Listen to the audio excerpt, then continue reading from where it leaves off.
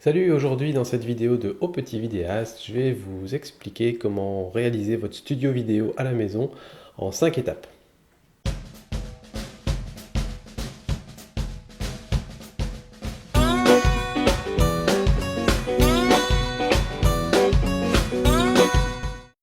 Première étape, il faut vous trouver un lieu. Alors pour trouver un lieu, c'est pas si facile qu'on le croit.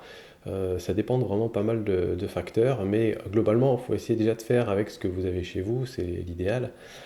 Parce que on verra dans les étapes, dans l'étape 5 notamment, il faut faire en sorte que vos tournages soient les plus simples possibles et qu'il y ait le moins de prise de tête possible, parce que si à chaque fois il faut déménager toute la maison, vous allez le faire une fois, deux fois, puis après vous n'aurez pas le courage de le faire. Alors que si ça vous prend 2 minutes, on y va, on allume l'appareil, on allume la lumière et on peut filmer, ça va être beaucoup plus simple. Donc un lieu qui est chez vous a priori, ça marche bien.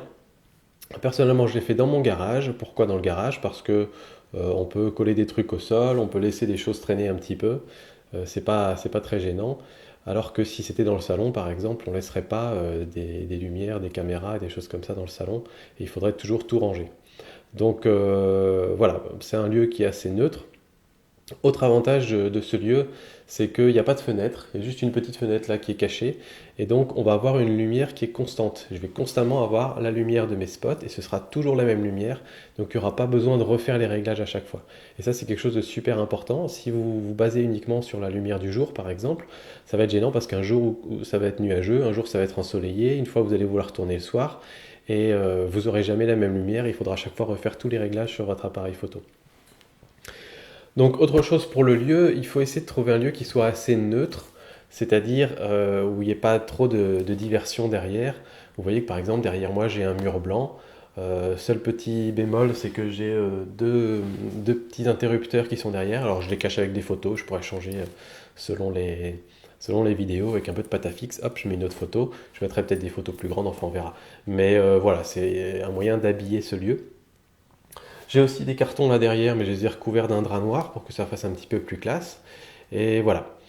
Donc le lieu, c'est vraiment un paramètre qui est très très important parce que ça va donner un petit peu l'ambiance de vos vidéos. Là, vous voyez que c'est un lieu très neutre, donc j'ai voulu faire une ambiance un peu, comment dire, un peu solennelle, un petit peu propre, un petit peu professionnelle. C'est un petit peu ça l'idée derrière ces vidéos pour que je puisse m'en servir pour mes vidéos sur la photo, sur la vidéo ou sur d'autres sujets si jamais j'ai envie de me lancer sur d'autres sujets. Dernière chose, ça va être le choix de votre, comment dire, de votre cadrage. Là, pour le cadrage, j'ai fait un pari un petit peu particulier. Avant, j'étais beaucoup plus zoomé, c'est-à-dire que là, en fait, le problème, c'est qu'ici, par là, on voit la porte, et ici, j'ai un mur. Donc, j'ai vraiment une zone qui est très très faible. Et avant, j'étais complètement zoomé et je voulais quand même voir la table pour qu'on puisse mettre des objets dessus. Et en étant complètement zoomé, ma tête, elle dépassait limite comme ça. C'était vraiment très très juste. Et j'étais obligé d'être collé contre le mur et d'avoir le réflexe tout au bout du garage. Donc ça me plaisait pas et j'avais aussi quelque part envie de mettre un menu dans mes vidéos. Donc c'est le menu que vous voyez ici. Et en fait, j'ai consacré un tiers de mon cadre à ce menu. Et donc, du coup, moi, je me suis sur les 2 tiers restants. Et ce qui me permet de, du coup, prendre un angle plus large, puisque j'inclus un bout de mur. Et donc, c'est plus large en largeur, c'est aussi plus large en hauteur. Et donc, j'ai un petit peu de marge et juste plus facilement jouable. Autre avantage, c'est que du coup, j'ai pu passer à 50 mm. Avant, j'étais à 100 mm. Et donc du coup, je suis plus obligé d'avoir une aussi grande distance. Avant, j'étais obligé, donc moi je vous disais coller contre le mur derrière, et le réflexe était tout au bout du garage. Donc il y avait environ 5-6 mètres entre le réflexe et moi. Là, comme je suis aux 50 mm, certes ça inclut le bout de mur, mais du coup je suis beaucoup plus près de l'appareil, et donc j'ai pu m'avancer et me détacher un petit peu de l'arrière-plan. Ce qui me permet du coup, en filmant à f1.8, enfin là je suis à f2,2, de flouter un petit peu l'arrière-plan et du coup moi je suis bien détaché de l'arrière-plan et c'est propre et c'est clean. Je peux toujours fermer un peu plus le diaphragme pour que l'arrière-plan soit plus net, ça c'est vraiment une question de choix personnel. Donc voilà, tous ces critères-là rentrent en compte. Vous voyez qu'il n'y a pas forcément besoin d'avoir un grand espace. Là dans cette configuration actuelle, moi j'ai un bureau qui doit faire 1,50 m de large et je suis à 3 mètres de la caméra et le mur est à 2 mètres derrière moi. Voilà, c'est tout. Donc j'ai pris une pièce avec un petit peu de recul quand même, mais voilà, c'est suffisant. Si vous avez encore plus de recul, c'est encore mieux parce que plus vous allez zoomer de loin, plus vous allez resserrer le cadre derrière vous. Donc vous allez justement exclure les parties qui vont vous embêter. Donc si vous avez un grand couloir, j'en sais rien, vous avez 10 mètres de recul, à ce moment-là vous pourrez zoomer plus et ça peut être intéressant. Si tant est que votre zoom puisse ouvrir un peu plus grand aussi pour flouter l'arrière-plan, ça dépend de ce que vous voulez. Voilà, donc pour le lieu, c'est tout ce que j'avais à dire, je pense, pour la question du lieu. On passe maintenant à l'éclairage. Alors l'éclairage, c'est un point crucial. Tout le monde a un lieu pour filmer ses vidéos, tout le monde a une caméra pour se filmer. L'éclairage, c'est souvent un truc auquel on ne pense pas tout de suite et qui malheureusement est crucial. Il faut avoir un bon éclairage qui envoie de la patate. Parce que si ce n'est pas le cas, déjà vous allez tout éclairer uniformément et surtout vous allez devoir monter fortement dans les ISO, ouvrir au maximum votre diaphragme et vous allez galérer un petit peu avec les réglages de votre appareil et votre image ne sera pas très nette, etc. Donc l'éclairage c'est quelque chose de très important. Essayez d'avoir un éclairage doux, une lumière douce. Ici, je vais en profiter, je vais vous faire le petit tour du studio vite fait, comme ça vous allez vite comprendre. Donc ici j'ai un petit ordinateur qui est relié à la webcam qui me permet de voir ce qu'il y a sur la table. Une boîte à lumière qui fait de la lumière très douce, qui me permet d'éclairer mon visage. Et puis par terre au sol, j'ai mis des petites traces de scotch, des petites croix en scotch pour savoir repositionner exactement mes différents outils. Alors pourquoi une lumière douce c'est intéressant? Parce que si on a une lumière dure, c'est-à-dire un seul point de lumière, comme une ampoule par exemple, si vous aviez juste une ampoule, si là j'étais éclairé uniquement par une ampoule ou si cette lumière était très loin, j'aurais des grosses ombres sur mon visage, j'aurais une grosse ombre sous le nez, une grosse ombre sous le menton, des ombres sous les yeux, et ce serait pas très joli. Si vous regardez bien un petit peu les journaux télévisés et tout ça, vous verrez que, ou même dans les films ou dans les séries, l'éclairage est toujours très doux, c'est plus flatteur, ça fait un peu plus pro et c'est vraiment quelque chose qu'on essaye d'avoir. Alors, pour l'éclairage d'une personne qui parle, on utilise en général un éclairage en 3 points. Donc il y a l'éclairage principal qui vient par ici. Donc moi je l'ai mis à environ 45 degrés de moi et un petit peu en hauteur pour que ça fasse un peu plus naturel comme si c'était la lumière du soleil. Un éclairage d'appoint pour venir combler les ombres ici parce qu'on va toujours avoir des ombres. Là, j'ai de la chance d'avoir un mur blanc. Le mur blanc fait pour moi office d'éclairage d'appoint, c'est-à-dire que j'ai pas besoin de deuxième éclairage sur le côté. Si j'avais un mur noir, je serais ici complètement sombre et j'aurais besoin d'un deuxième éclairage, aussi a priori en lumière douce si c'est possible, et d'une puissance un petit peu moins élevée, ou alors je le mettrai un petit peu plus loin pour compenser. Et le troisième point que je n'ai pas moi dans ce studio, c'est de mettre un éclairage derrière qui vient éclairer un petit peu, là c'est plutôt un éclairage un peu plus dur et un petit peu plus focalisé, qui va venir détacher un peu la silhouette. Et ça je n'en ai pas, mais je trouve que dans la configuration actuelle, et notamment avec le flou d'arrière-plan, il n'y a pas vraiment besoin, je me détache déjà bien de l'arrière-plan. Mais sinon c'est une option pour se détacher de l'arrière-plan. Donc ça c'est l'éclairage en 3 points qu'on utilise beaucoup, que moi j'ai pu réduire à un seul projecteur, avec des petites astuces, mais si vous regardez des interviews, des choses comme ça, c'est le truc classique. Éclairage principal, éclairage secondaire pour déboucher les ombres et une lumière qui va venir faire ressortir le sujet, éventuellement éclairer aussi, donner du détail dans les cheveux si la personne est brune notamment. Voilà, tout ça c'est des choses qui sont assez classiques. Dernier point dans l'éclairage, on peut être intéressé pour éclairer le fond. Ici le fond n'est pas éclairé, mais j'ai fait des tests en l'éclairant avant et au départ j'étais parti sur un fond totalement blanc.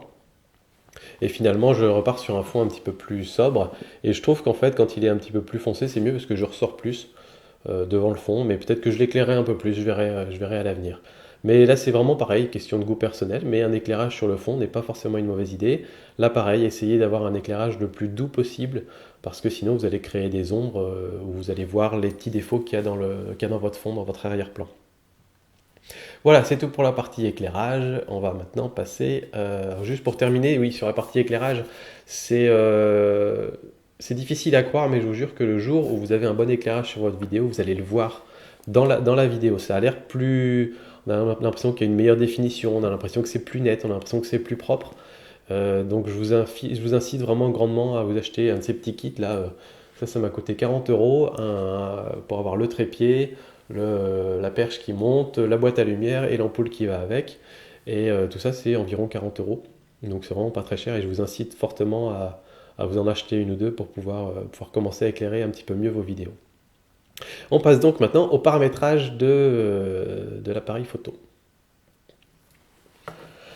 Alors, quels sont les paramètres qu'on va regarder? Pour les paramètres vidéo, d'abord, on va d'abord regarder évidemment les paramètres de base, l'ouverture, les ISO, le temps de pause, etc.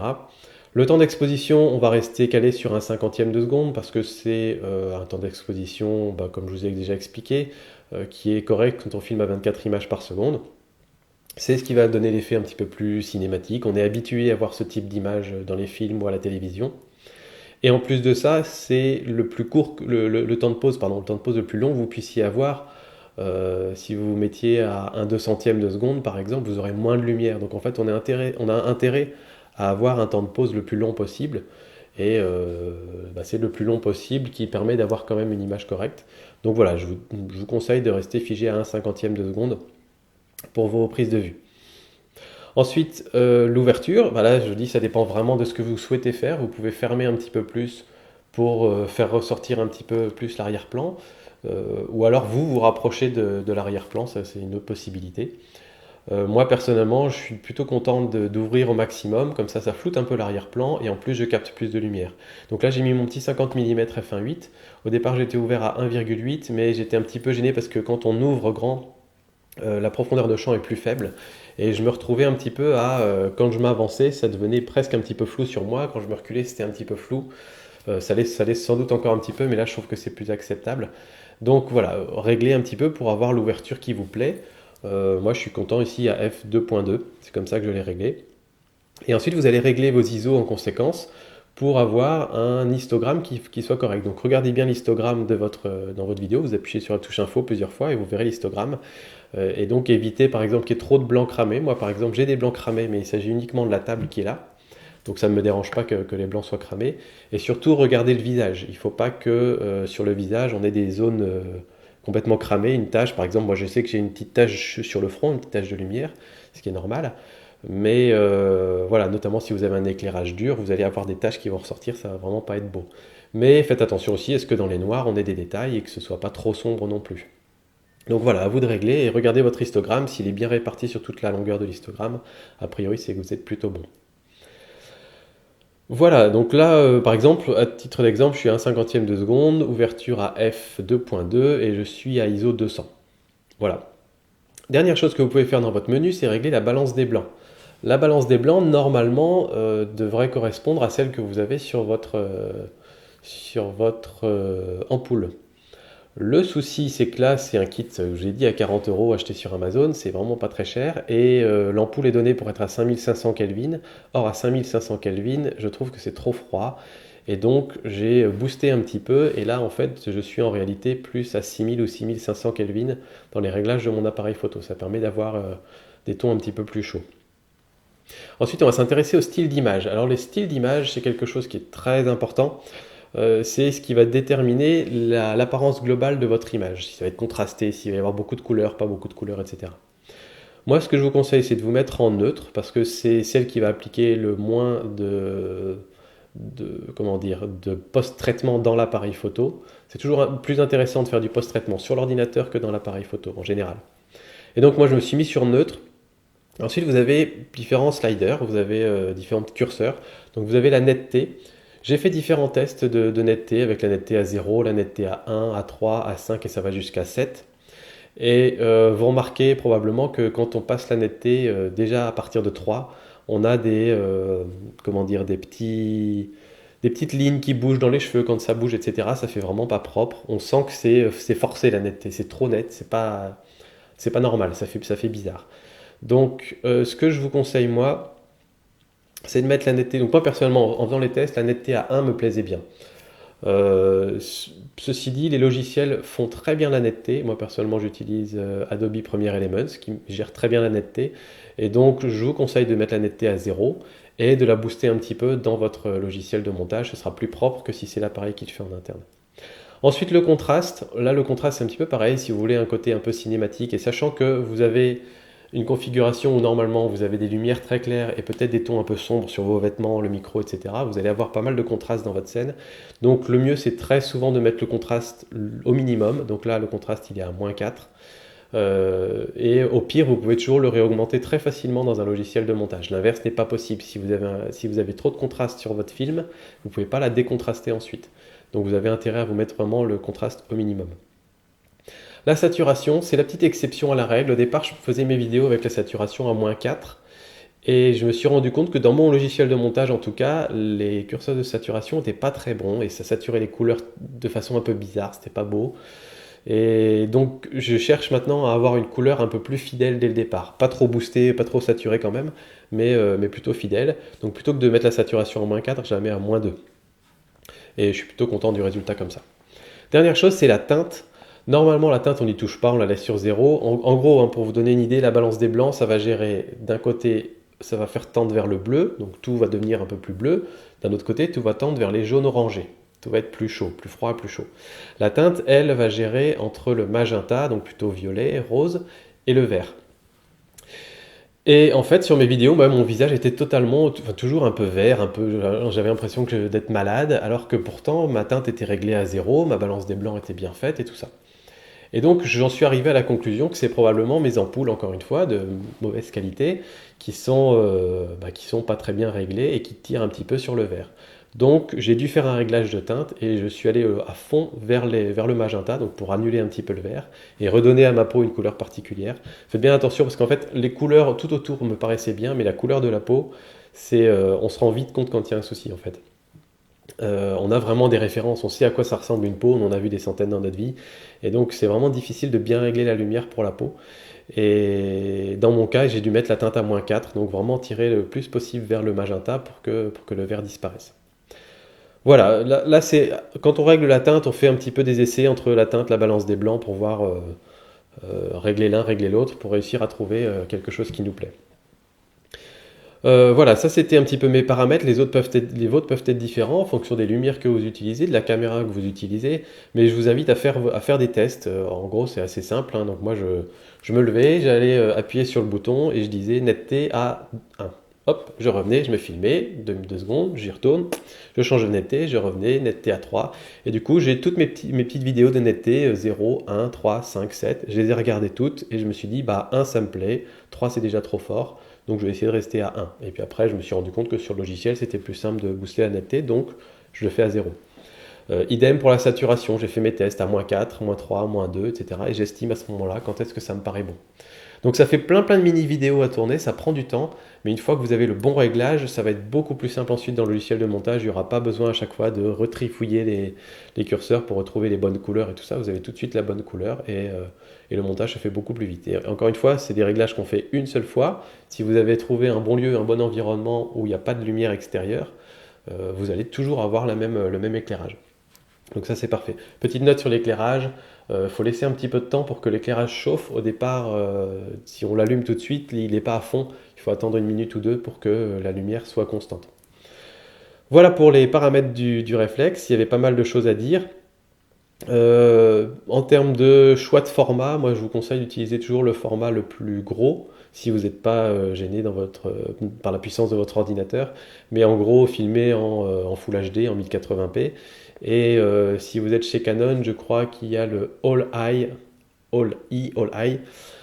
qui est celui qui utilise le plus de données possibles, et donc du coup vous aurez plus de marge de manœuvre dans votre logiciel. Donc moi c'est ce que j'utilise, ça prend plus de place sur la carte mémoire, mais au moins on a de la bonne qualité en sortie. Voilà pour les paramètres, on va maintenant passer au son. Alors le son, c'est l'autre grand oublié des vidéos. En général, on oublie un petit peu l'éclairage et on oublie beaucoup souvent le son. Et un mauvais son, ça peut vraiment bousiller une vidéo. À titre d'exemple, voilà, je parle maintenant avec le micro interne de mon appareil photo. Donc je n'enregistre plus sur ce micro-là. Et vous voyez que la qualité de son est plus du tout la même, on m'entend moins bien. Il y a la salle qui résonne beaucoup et il y aura probablement plus de bruit de fond aussi. Donc c'est vraiment quelque chose de très important le son, et pour éviter de faire saigner vos oreilles, je vais repasser tout de suite à ce micro-là. Oui, on l'oublie souvent et en fait Il y a des études qui ont montré qu'en fait, les gens sont beaucoup plus prêts à accepter de regarder une vidéo avec une mauvaise image et un bon son que de regarder une vidéo avec une très bonne image et un mauvais son. Un mauvais son, ça nous insupporte très rapidement. Donc c'est vraiment quelque chose de très très important. Et donc, je vous invite, là, malheureusement, il n'y a pas de secret, il va falloir acheter du matos.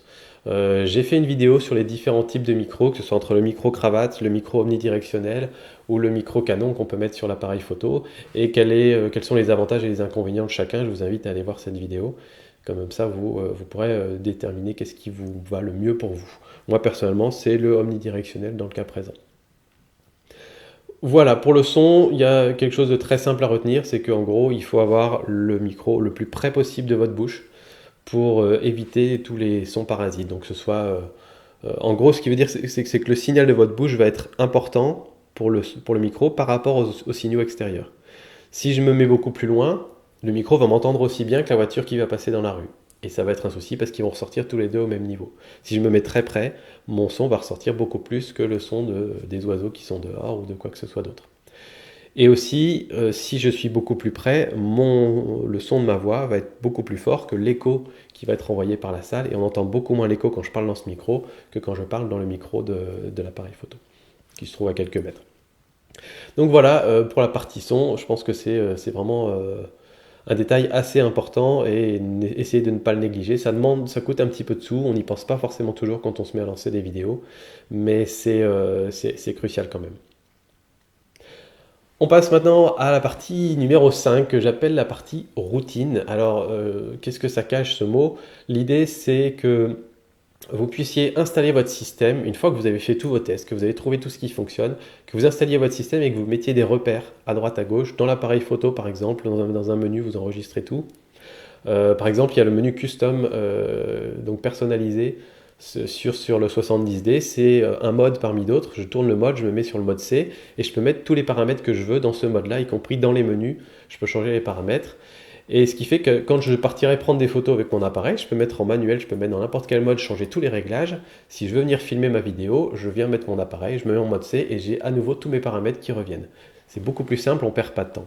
Ou alors sinon, vous notez sur un bout de papier tous vos paramètres et comme ça au moins, dès que vous filmez votre vidéo, dès que vous préparez votre vidéo, vous venez avec votre papier et vous réglez tous vos paramètres. Mais que vous n'ayez pas besoin de refaire les tests ou de rechercher tout ça à chaque fois que vous tournez une vidéo parce que ça va vite vous fatiguer. Deuxième chose, je vous ai montré tout à l'heure, les petits scotch que j'ai mis par terre, ça donne l'emplacement des trépieds, ça donne même l'emplacement de la table, parce que dans ce garage, on gare une voiture, et quand je ne suis pas en train de filmer les vidéos, cette table, je la pousse là-bas derrière, les spots, je les range là-bas derrière, les trépieds, je les range là-bas derrière, tout est rangé, et quand j'ai besoin de filmer mes vidéos, grâce à toutes ces petites traces de scotch, je prends ma table, je la pose là, je prends mon trépied, ce trépied, le spot, et tout est déjà installé. Mon spot, je laisse à la bonne hauteur et au bon angle, comme ça, je n'ai pas besoin d'y toucher à chaque fois. Et ça, c'est vraiment très très pratique parce que tout est réglé, tout est déjà réglé, tout est prêt. Autre chose, j'ai aussi tout branché sur une multiprise que vous avez sûrement vu aussi tout à l'heure quand je vous ai montré le studio. Et ce qui est pratique, c'est que du coup, j'ai juste à me brancher sur une prise, j'allume la multiprise et tout s'allume en même temps. Idem, le petit ordinateur qui est là et la petite webcam, ça me permet de filmer des choses que je suis en train de faire sur la table. Ou alors de mettre un deuxième angle de vue. Par exemple, si je me filme comme ça, bon là j'ai pas essayé donc je sais pas trop ce que ça va faire. Voilà, mais du coup je peux vous parler là et puis je peux aussi me mettre à parler dans cette caméra-là. Et donc c'est un moyen vraiment très très pratique pour avoir plusieurs angles de caméra. Et donc je pense, moi c'est un studio qui me plaît bien parce que je peux tout faire. Je peux filmer des détails avec cette webcam, je peux filmer des choses que je suis en train de faire avec mes mains, je peux filmer des choses qui sont à plat sur la table. Et en même temps, j'ai une caméra qui me filme toujours et je peux faire ça en continu et passer de l'une à l'autre. Donc en fait, j'enregistre la webcam sur l'ordinateur, j'enregistre le film là-bas, j'enregistre le son là et après, j'ai plus qu'à tout synchroniser sur l'ordinateur. Et une fois que c'est fait, je fais mon découpage comme ça me plaît. Voilà, donc l'idée de la routine, c'est de faire en sorte, une fois que vous avez trouvé votre configuration, que tout soit hyper simple à réinstaller. Vous avez mis vos marques, vous avez vos repères partout. Idem pour vous, vous avez vos repères, vous savez comment il faut vous habiller, vous savez comment parler, vous savez aussi à quel niveau sonore on va venir mettre le micro. Là par exemple, le gain il est à plus 3. Je sais que si je le mets à plus 7 ou plus 8, ça va faire saturer les sons. et le son sera inutilisable. Donc voilà, tout plein de petites choses comme ça, notez-les sur un papier et essayez d'en laisser le plus possible en l'état, comme ça dès que vous avez besoin de filmer, bah, vous revenez, vous filmez, vous faites même une série de vidéos si vous voulez d'un seul coup, et il n'y a jamais besoin de retourner, de refaire du paramétrage, et vous allez gagner beaucoup de temps. Et gagner du temps, c'est intéressant déjà parce que vous gagnez du temps, mais c'est surtout, surtout, surtout intéressant parce que ça va vous aider à rester motivé. C'est-à-dire que si à chaque fois que vous devez tourner une vidéo, il y a une demi-heure de préparation, vous allez tourner plus de 3, 4 vidéos, et puis après, un jour, vous aurez une idée, vous allez vous dire, ah ouais, j'aimerais bien tourner une vidéo pour expliquer tel ou tel truc, et puis après, vous allez penser mentalement à tout ce qu'il faut faire pour préparer le tournage, et vous allez finir par vous dire, non, j'ai pas 2 heures devant moi, je vais pas pouvoir le faire, et vous allez laisser tomber. Et la motivation part très très vite quand on fait ce genre de choses, alors que si tout est prêt, vous avez juste à vous dire, bon, j'ai cette petite idée de vidéo, je vais la faire, hop, je prépare mon petit texte éventuellement, et puis je m'installe, je branche, j'allume, hop, je suis prêt. Ça y est. Et quand vous savez que ça vous prend 2 minutes à tout régler, et même pas 2 minutes ou quelques secondes, bah, c'est beaucoup plus simple et vous allez largement plus facilement faire des vidéos, et bah, c'est un petit peu ça le but quand même. Donc je pense que c'est vraiment une part très très très importante, installer une routine. Voilà, c'est fini pour aujourd'hui. J'espère que ces conseils vous auront aidé. Moi, je vous dis à très bientôt pour d'autres conseils sur la vidéo ou d'autres expériences. Et puis, bah, ciao! Salut!